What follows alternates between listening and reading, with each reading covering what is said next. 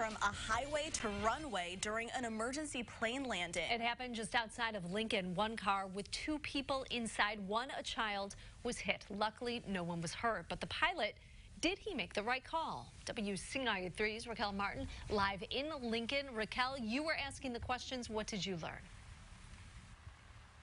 Jennifer, I'm here at the Logan County Airport. This is where the pilot was supposed to land. In fact, this is the runway he was supposed to touch down on. But he told first responders when they got to the scene that there was no way he was going to make it here. And that's, of course, when this happened. Take a look at that dramatic video.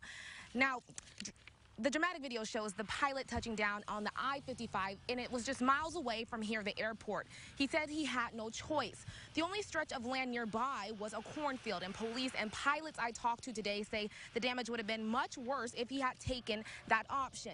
Now, the FAA is investigating this issue. Now, I talked to a local pilot who was stopping by here at the airport on a cross-country trip.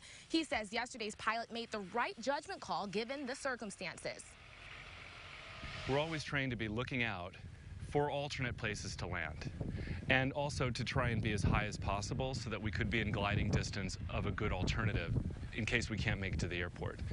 The issue with rural airports and places like this is that airports are in themselves few and far between.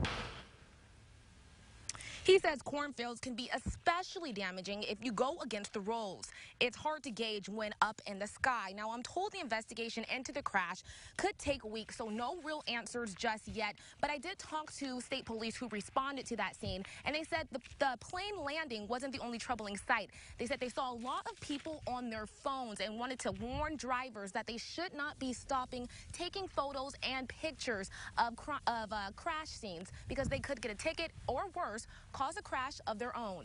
For now, live in Lincoln, Raquel Martin, WCIA3, your local news leader. Yeah, don't make things worse just to try to Snapchat something. All right, thank you so much, Raquel.